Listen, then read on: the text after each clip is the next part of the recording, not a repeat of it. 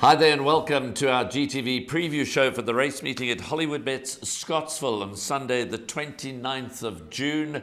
9 races on the card, the first off at 11:45. I'm joined in studio by Dees Darnand. We'll greet him in just a moment.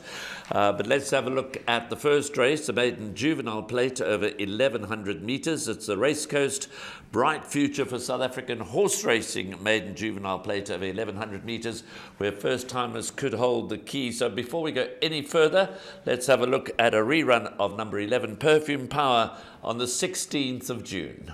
Perfume Power at the 200 by a length. Now Serengeti Sun asked to run on the inside. Perfume Power, Serengeti Sun's got to run now on the inside. Serengeti Sun's now trying to get to Perfume Power in a ding-dong tussle. It's going to be close, but it's going to go to Serengeti Sun on the line. From in second spot, Perfume Power. Then came Lulu behind these. The fast improving number 11, Perfume Power, trained by Duncan Howells, a 2-year-old daughter of the informed sire Canford Cliffs.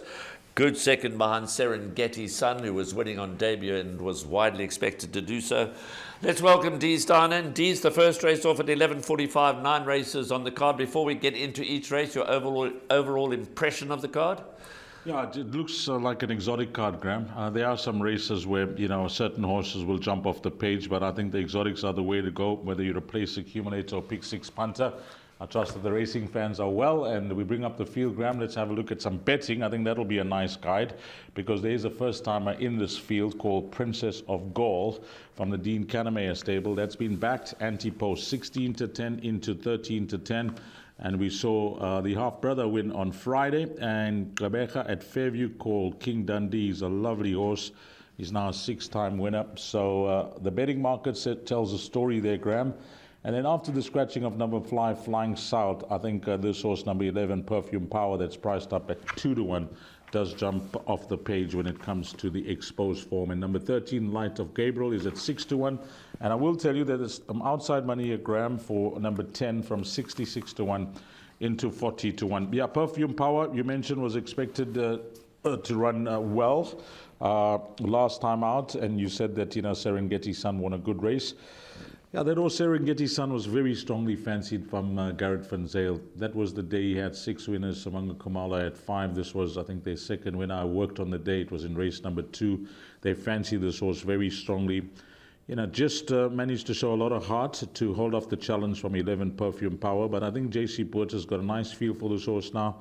And on the exposed form, the obvious horse of the unraced horses, Graham, I think just Princess of Gaul. So in leg number 1 of the first pick 3, I'll suggest including 1 and 11.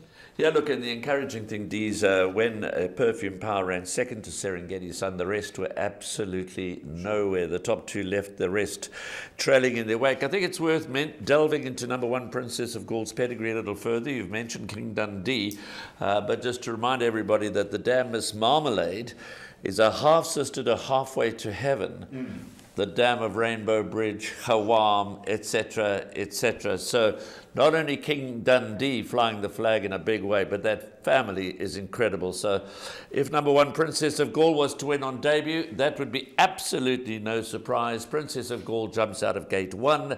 Perfume Power jumps out of gate 11. It could be a 2-horse affair.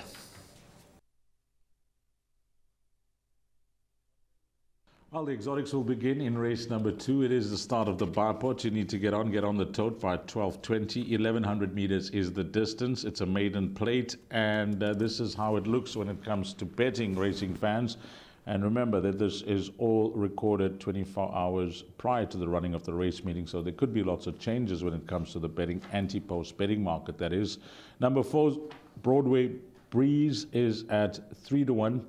6 is Chapbook, Clinton Binder's runner from Even Money, Graham. That's been backed into 8-10. 8 Grand Force at 9-2, and double figures the balance. I think we'll begin with this horse called Chapbook, son of Rafif, who brings Gauteng form lines into the race. Last time out was beaten by a horse that's highly rated called Jan van Gooyen.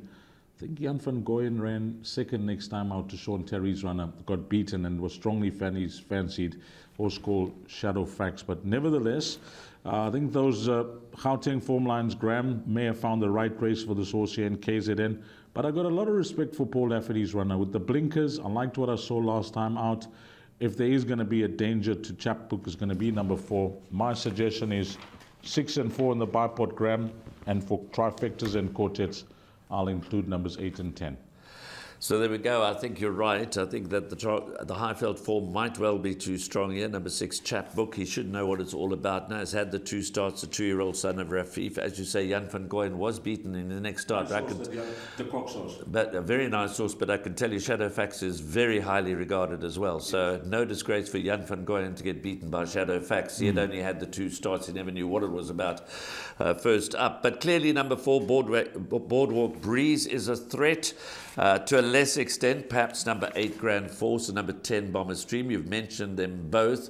It's interesting that Grand Force and Bomber Stream, they were only separated by length or so when they ran second and third behind Tam's Knight. So Grand Force's subsequent form has been okay, so that form line is holding up quite nicely. But I do think D's at number 6, Chapbook, is going to give another winner to Richard Farid. That championship, Jockeys Championship title race is hotting up in a big way, with Farid edging ahead again. So it's all up for grabs, but I think that Chapbook represents potentially for me a bipod banker. Okay, bipod banker for Graham, number 6, Chapbook. I'm just going to go with a little cover with number 4, Boardwalk Breeze, and I think you'll have every chance of doubling up in leg 1 of the bipod race. And number 2, up next will be the start of the place accumulator, race 3.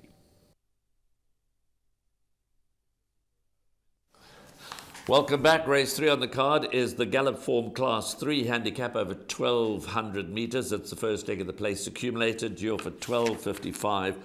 We have 10 runners carded, but D's, it's extremely competitive. Have a look at the betting. Number 1, Rock of Bismantova, is at 9 to 1. Number 8, License to Thrill, 17 to 2. 7, Soho Star, 33 to 10.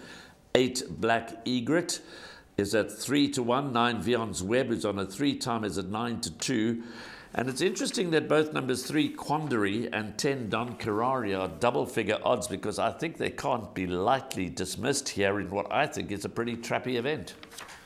Graham, the last time I tipped a horse with information from an owner, it was spot on. That was a horse called King Peles.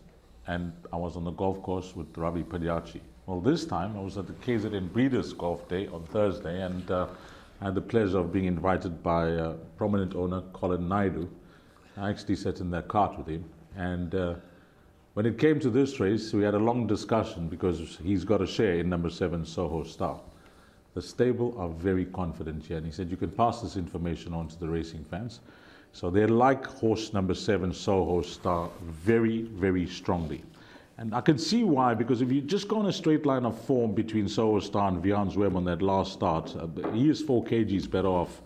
And Andrew Fortune got a good feel for this horse last time out. I will also tell you that Andrew Fortune, he does a lot of work for Yogus Governor when he has a chance in the morning. So not that he just comes to ride on race days, he works a lot for Yogus at Summerfeld. So confidence coming through from the stable with number 7, Soho Star.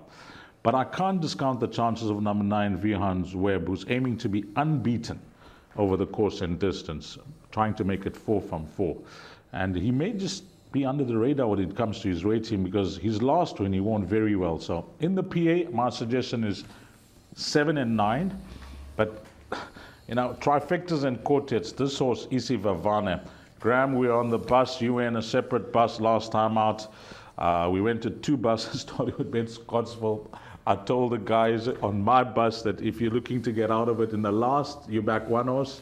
What a bitter disappointment. It was a long drive back home, Graham. But this horse, that run was too bad to be true for me. He's trading at 14 to 1. I'll include him in quartets and trifectas. 5, License to Thrill. 8, Black Egret. I don't know if Seanville had the choice between Issa Vavana and Black Egret, but Richard Free wouldn't mind this ride. So, you know, between numbers 7 and 9, for the PA, I think numbers 5, 8, and 2, you can play around with trifectas and quartets. But some good information from owner Colin Naidu. And, you know, it's not always on the marker, but I'm hoping this one hits the bullseye.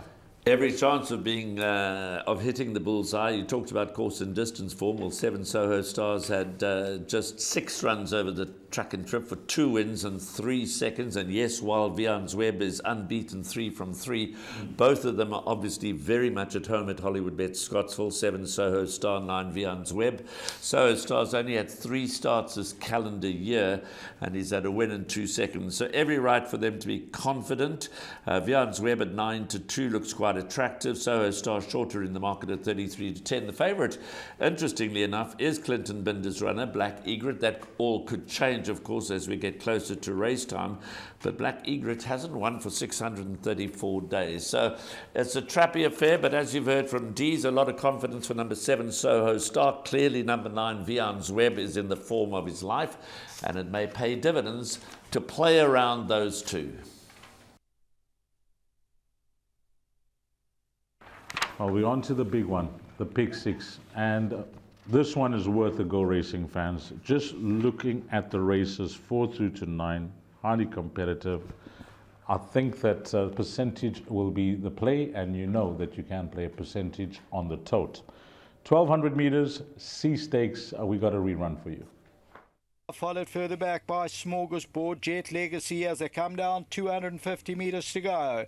21 May, Jet Legacy is running on. Connery's on the inside, Abaddon, Don Kirari over the last 100. Connery, Abaddon's trying to throw out a late challenge, but Connery's still going, and it's Connery to win it. Second, maybe Abaddon, then 21 May, close for fourth. Mojo Man's involved. Okay, that's the rerun of Abaddon. We bring up the field, have a look at some betting. Number 1, Abaddon Graham is at 4-1. 4, Mardel Plata, 7-2, favorite. 8, Gorgeous Guy at 6-1. Then we got number 12, Quokka Blitz at 7-1, and 14, Real War at 6-1. Graham, I'm going to begin with Abaddon because last time out, I remember Tristan Godden, mentioning to me prior to the running of that race that whilst he liked the horse, he thought 1,000 meters will be on the sharp side. He was spot on with his assessment. J.C. Burtis claiming that 4 kgs, the young man is, gaining with confidence as he gets more chances. He's getting closer to losing his claim as well. I think it's a nice, engagement of J.C. Burtis to claim the 4. So Abaddon, he grabbed my attention quite early on in his career, Graham, and then he had that long break back in September 2023. But since then, he's been a good horse. So gets my vote for the PA. My backup in the PA, Graham, is number 4, Mardel Plata. And I'm just speaking to Tony Rivell the other day at Hollywoodbets Greyville. It's just been a frustrating time for him and his horses. They're running well. They're running in the money. He's had a number of seconds and thirds. Just can't find the winner's enclosure. And I think this could be the horse that could put him into the number 1 box. Because last time out, Gavin Arena running on smartly behind Rafa's Boy. 1,200 meters, I think, will suit him nicely. So in the PA, Graham, my suggestion is 1 and 4. Nothing too creative from me with regards to trying to play for a result in that bet.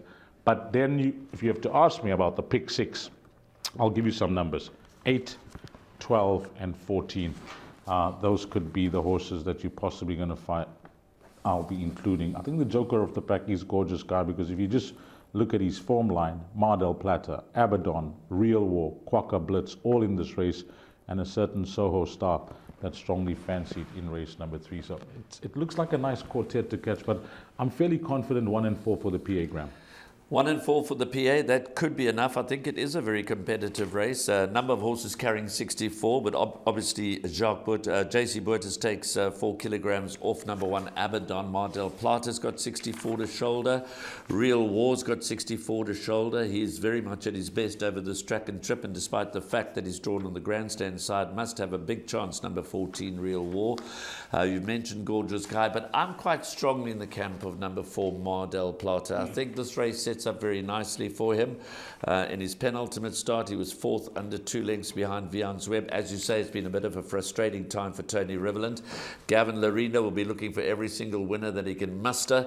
And I do think that at 4-1, there's some value about number 4 Mardel Plata. But having said that, it is very, very competitive. You can't fault Abaddon. The only thing is he tends to get lost a little in the early stages of his races. He does finish them off very well, and hopefully J.C. Burtis has him in touch with the pace. to a degree that he can finish off and get his nose in front where it matters most. But my roving banker would be number 4, Mar del Plata. Okay, Mar del Plata for Graham, and hopefully it is a return to the number 1 box for Tony Riverland. Competitive start to the pick 6, and if you are playing into one, all the best. Race 5, the first leg of Jackpot 1. It's an apprentice Class 5 handicap over 1,400 meters. If an apprentice Class 5 handicap doesn't raise some red flags, then I guess nothing will. But debut winner number 1, Soldier Boy, comes under the microscope. The mount of J.C. Boertes, 62 less the 4. It's going to be a huge advantage for the 2-year-old son of Royal Mo to be drawn in gate 1. He won on debut, beating Golden Operator. He was easy to back. He wasn't fancied. He was 20-1, and Golden Operator did not directly come out and frank that form. He was a beaten odds-on favourite next time out. So I'll ask Dees what he thinks of the form. Of course, it's a Class 5. It's a 2-year-old Soldier Boy running against some older horses who have a little bit of form here and there, but being an apprentice handicap and with a couple of runners drawn towards the outside, including number 8, Attaboy, the Paul Lafferty runner for apprentice Nirvana Steady, who I make a big run, certainly caught the eye when third to run to Rio last time out. So for me, D's, this race has the potential to throw up a nightmare result. I think we need to state that up front. It's Class 5, the lowest possible division. Apprentices, many of whom are inexperienced going around the turn, some of them going from wide draws. It could be a helter-skelter gallop from the word go. We know that sometimes happens not only in work riders races, but in races restricted to apprentice riders, especially when there are a couple drawn towards the outside that want to get into a handy position. So, two-pronged question. Soldier Boy, 2-year-old, unexposed, won on debut. The horse he beat hasn't won. Disappointed his fans next time out. Can a 2-year-old win in this sort of class against older horses, and is Attaboy the principal threat? I think so. I think you've touched on the right 2 horses. Soldier Boy, 28-10 into 2-1, 3 Sail to the Moon, 5-1, 7-1 number 6 Beach Palace, 7 Kimilahara, 6-1, 8 Attaboy, 6-1. 10 and 11 are both trading at 8-1. So once you look past this favorite, Graham, there's plenty of value to be had with any of your fancy. But coming back to Soldier Boy, you touched on Golden Operator running second next time out. This was that incident that Tristan Godden and Craig Zaki and of course Soldier Boy and Golden Operator found themselves in after the winning post last time out, and thankfully both jocks were fine. And this horse Soldier Boy came up under the radar. If you look at the betting as a pure guide, a 20-1 shot, he really found a good finish. For a young horse going around the turn at Hollywoodbets Greyville, drawn 9 out of 12, to come from last and finish in the manner that he did, I think this 1,400-meter trip is going to suit him beautifully. He's got the claim 4, draw 1, pole position. I don't see any issue with him handling Hollywoodbets Scottsville. How much more to come? This race will tell us more about his ability and where he's heading in his career. So he has to go into everything. And then you spoke about Attaboy, Paul Lafferty's runner with Nirvan Nastelli. A very interesting stature, Graham, is that whilst J.C. Boertes has been riding Attaboy and I don't know what they're riding, but say he's taken the ride on Soldier Boy. Nirvan Nastelli is the only guy to have won on Attaboy. And I like that. He's a maiden winner for a long time, 601 days. But Nirvan Nastelli is back on, the only guy to win on Attaboy. And I think that's a big plus, because although it's been some time, really nice to see him reunited with this fellow. So I'm going to go 1 and 8 in the place accumulator. Take your pick for trifectas and quartets. It looks really tough, but I think these 2 horses should be good enough, Graham. We've mentioned those 2 horses, so I'm not going to beat the same drum, but I do want to mention one horse that might be way under the radar, trifectas, quartets, possibly even as a roughie for the first leg of Jackpot 1. We know that Brevin Pleikes is riding up a storm. He only claims 1.5 now. That's important to note. He's lost the 2.5 claims, so he only claims 1. I want to identify 2 runs of the 8-year-old number 4, Ralph the Rascal, because I think they're going to go hard here. And if they go hard, I think Ralph the Rascal is going to be finishing off his race well. If you go back to the 19th 18th of January, which is a long time ago, I admit, but it was at Hollywoodbets Scottsville over 1,600 meters. He ran a fast finishing fourth, under a length behind Famous Warrior. And then more recently on the 9th of March, and the run that interests me actually even more is the 1,400 meter run where he came from the clouds to run fifth behind Turpitz. Okay. I think here, Dees, this is a big drop in class for Ralph the Rascal. He needs to be in the right mood. Things need to map out for him. He's going to be a big price for a reason. He's an 8-year-old, but he is a 5-time winner. And I think in a race like this, if Brevin Plykes can hold him up and rides him with a bit of confidence, holds him up while everybody else perhaps goes too quickly, I wouldn't be surprised to see number 4, Ralph the Rascal, in the mix as they hit the line. Good, Ruffy, to include. What was the horse that won for God? Shining, was it Shining Bob or Midweek? Shiny Bob. I think Shining. That was a race that there were 3 races in one, and the experience of Brevin Plykes told. And I can see a similar ride here. They go too quick. It's those that conserve the energy for the final 400 could be the horses to follow. And Graham could be onto something with number 4, Ralph the Rascal. And his distance form will grab your attention. So a nice roughie picked up by Graham there, race number 5. Well, the 6th race will be Jackpot 2. We've got 9 races on the go, racing fans, at Hollywoodbets Scottsville in the capital, Msunduzi. Our last race meeting before we head into the Hollywoodbets Durban July here in KZN. So that whole week will just be a build-up. We'll be watching action from other provinces. And Hollywoodbets Scottsville, well, 1,400 meters, race number 6. It's a Class 5, fillies and mares. We bring up the field. We'll use the betting as a guide. Number 1, Copacabana at 4-1. Horse number 3, Crew of Ice, is at 8-1. 4, Nuremberg is at 6-1. 7, Beautiful Rania trading at 6-1. And then the 2-year-old filly called Captain's Pride at 5-2. And 10, My True Love, is trading at 4-1.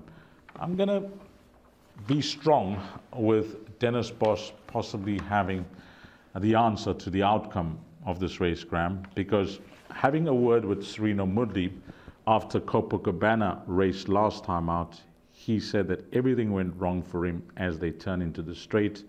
And while she was, only beaten under 2 lengths behind Danube, he actually thought he could have won that race, Graham, if not for traffic issues turning to the straight and decisions that he had to make.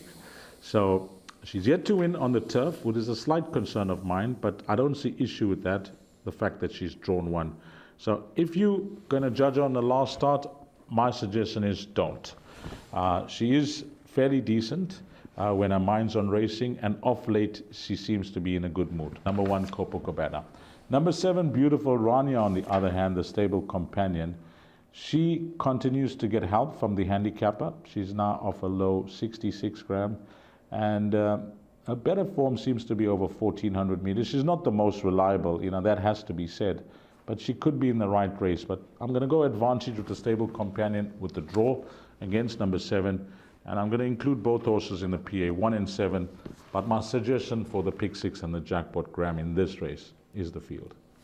Yeah, look, they've thrown us a real challenge here. We mentioned that leg 1 of Jackpot 1 is an apprentice Class 5. Leg 2 is a Class 5 for fillies and mares. But I think you're probably on the mark with the Dennis Bosch coupling, number 1, Copacabana, and number 7, Beautiful Rainier. I think he holds a very strong hand in the race, and the fact that Copacabana is drawn in gate 1, and you had the feedback from Serena Moodley. So I think we can expect a big effort from number 1, Copacabana. So I'd certainly throw those 2 in, and then I'd take my chances and perhaps throw 2 more in.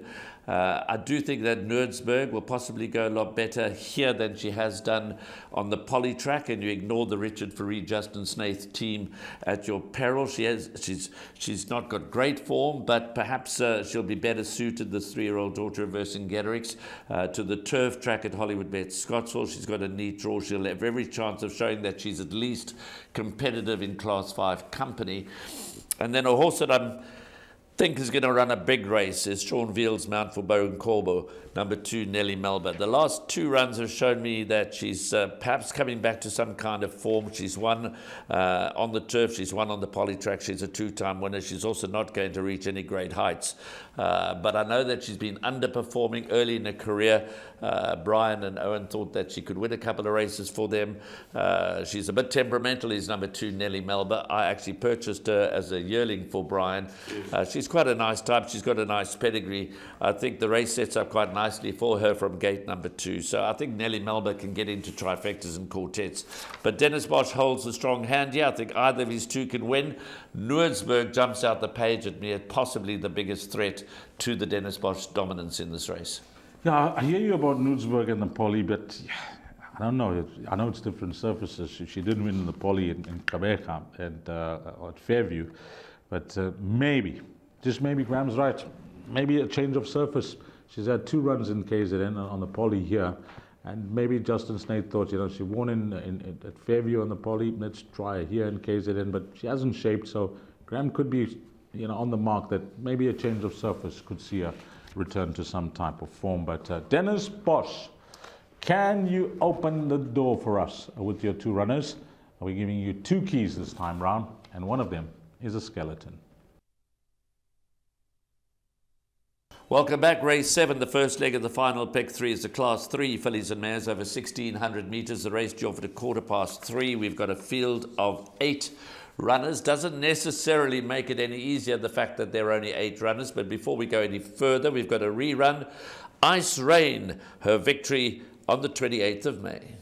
Lock and Keys now starting to progress. Zinakele, Ice Rain on the inside, Jean d'Arc. They spread right across the track. Take your pick. Lock and Key and Ice Rain. Ice Rain hit the front, goes on a half. And number 10, Ice Rain, cracking away and pouring on the pressure to win it. Lock and Key second, goodness gracious me. And then came Royal Invitation. That was a very, very good win by number 2, Ice Rain. And yes, you will have seen that was in the poly track. But the fact of the matter, she's had 1 run over track and trip at Hollywoodbets Scottsville. And that also yielded a victory. She's won 3 of her last 4 starts. When she got beat, it was against Give Me Everything, beaten only 2.5 lengths. The betting shows that this race is wide open, despite the fact that there's a small field. Number 2, Ice Rain at 4-1. Number 3, Sonic Jet is in fact the market leader at 5-2. The 3-year-old daughter of Erupt from the Corrie Lensley stable. Number 4, Forward Motion is at 33-10. Number 7, African Beat at 15-2. And the very much in form number 8, One Smart Cookie, has reeled off 3 in a row since March. A victory in March, a victory in April, a victory in May. So she's pretty much in good form. And Richard Furry sticks with her. He won on her last time out. So D's Ice Rain in very good form, but she was penalised 6 points for that last win. Is the handicapper finally getting to grips with number 2, Ice Rain? Maybe, Graham, but she just keeps winning. She loved the move to KZ, and she's had 4 runs here. 3 of them have been in the winner's enclosure. She showed how versatile she is last time out when they put her on the poly track, even though she was drawn 10 out of 10. They've got a lot of options for her moving forward. I think she's going to go on and win plenty more, Graham, whether it's the turf or the poly. She's rated by the yard. These are the colours of Salukwe for the Hollywoodbets Durban, July, and Serena Modley, who put up a wonderful gallop on Thursday, Salukwe. But number 2, Ice Rain. Graham, we'll see if the handicapper's got his calculations right or wrong with her, but I personally think there's more to come. She's an obvious inclusion in all bets. I'm in disagreement with the betting market when it comes to number 3, Sonic Jet. I think if you like this filly, wait for race time. You'll get bigger than 5-2 because she seems less effective once they try her beyond 1,400 meters.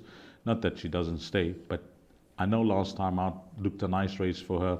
She blew out in the betting market in the Tibishina to 100-1. She wasn't disgraced. It was a good run from her.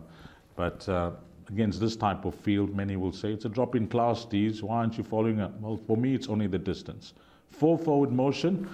Last time out, Graham, Forward Motion, I don't know what went wrong, but personally, I think that when I studied the race, it was open company, so it may have not been ideal for her to take the boys on. That form line has seen Educate, Lucky Dollar, and Gurkha come out to win midweek. So it's looking good.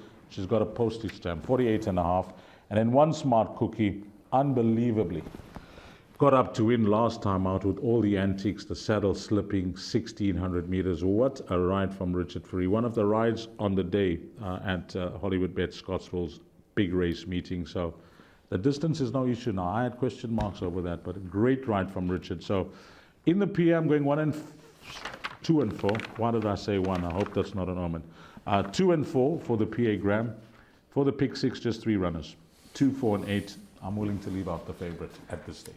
So Dee is betting against number 3, Sonic Jet, and why not? Because the last time she won in a handicap, she was rated 91. She's now rated 102. She got penalised quite heavily for running 6th out of the money in the Tibashina, and that was a blanket finish. So Sonic Jet, not only the fact that 1,600 meters might be an Achilles heel, the fact that she got heavily penalized for running unplaced last time could also further deteriorate her chances in this race. Fall Forward Motion for me is very interesting, because if you go back to that race on the 31st of March, when Ice Rain got beat by Give Me Everything, the only time she's been beaten in the last 4 starts, she's won 3 of those last 4.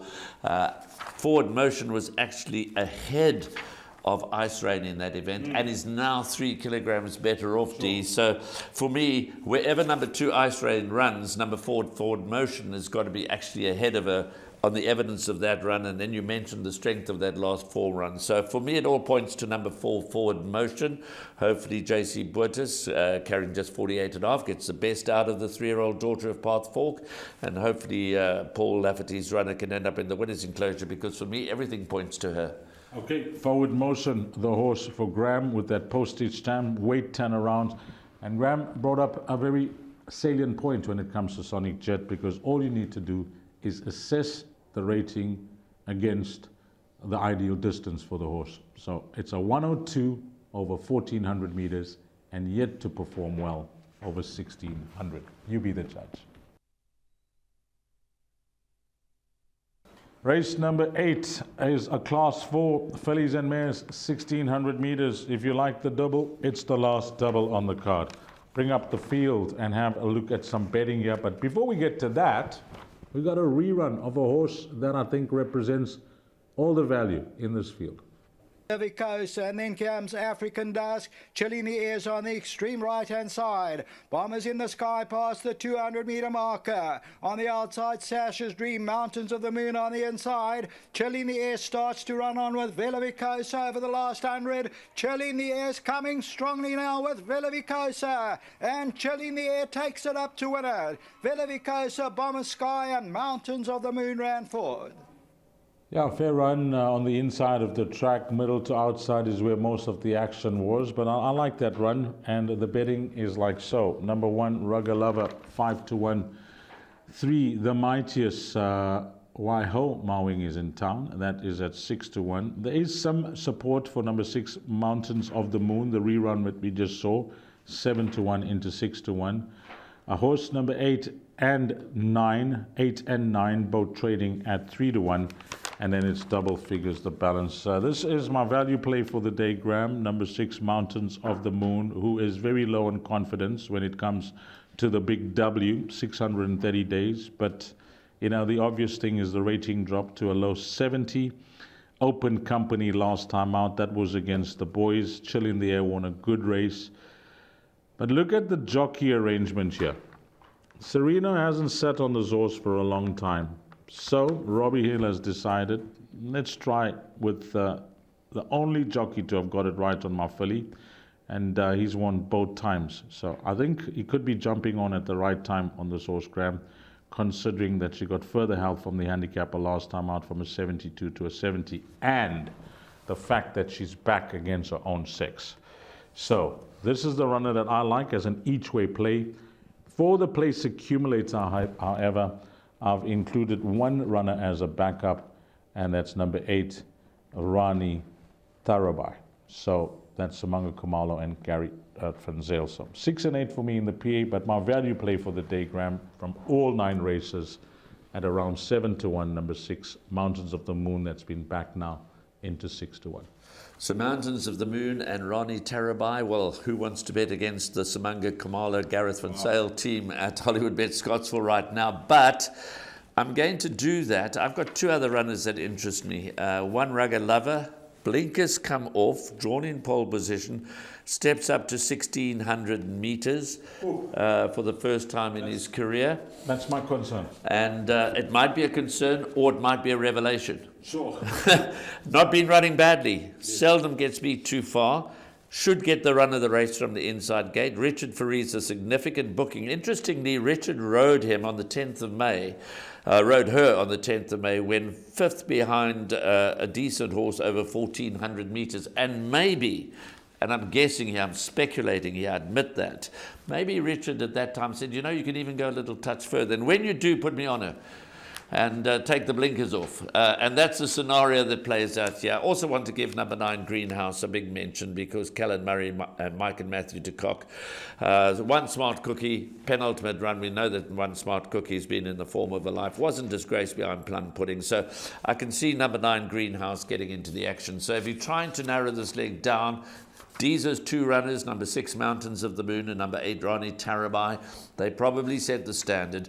But as far as the jackpot is concerned, as far as the pick 3 is concerned and the pick 6 is concerned, I'd be inclined just to back those two up also with numbers 1 Rugger Lover and 9 Greenhouse. Nice quartet to catch up. Race number 8. We got one more to go. A wrap will be next. The lucky last.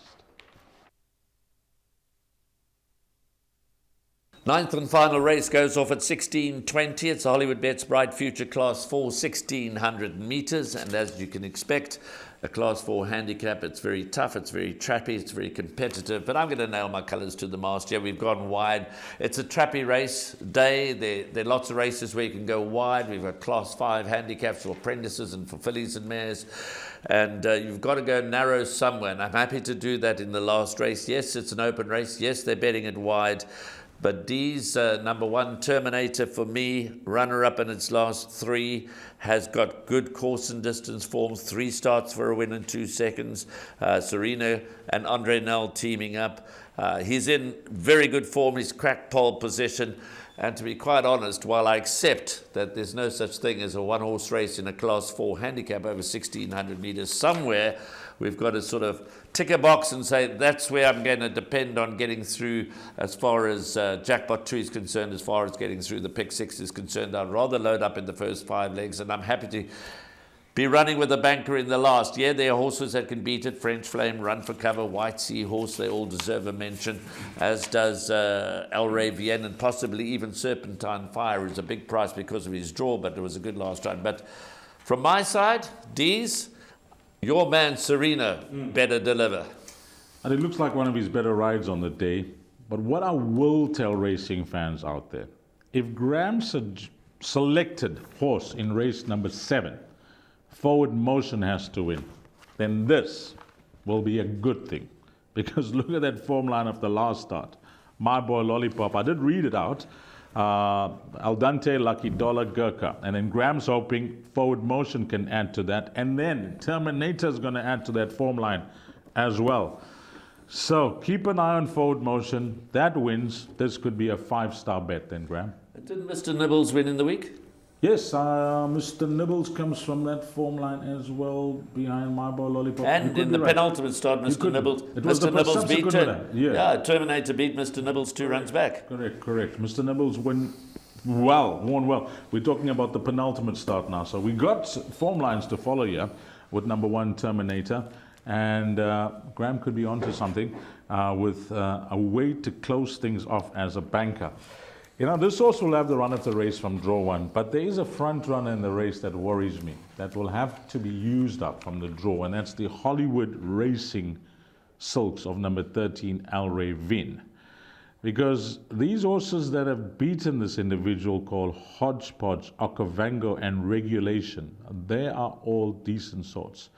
And I just feel if Sean Veal can get over, and I'm looking at horses on his inside, particularly draws 12, 11, and even 10. You know, I can't see him not getting over with ease. So between Serena Moodley and Sean Veal, I think there you could see one of them leading into the straight. And El Rey Vian is a horse that doesn't tire easily. You can see he goes 2,000 meters with front-running tactics, 1,800 and 1,900 his last 3 starts. So Sean knows that the stamina is certainly there. And over 1,600 meters, it could be a very tactical race between 13 El Rey Vian, who will have to jump from the outside gate, and number 1 Terminator, who also enjoys racing up handy from draw 1. So those are the 2 runners. I'm suggesting that a front runner is going to win it, as Graham thinks with number 1 Terminator.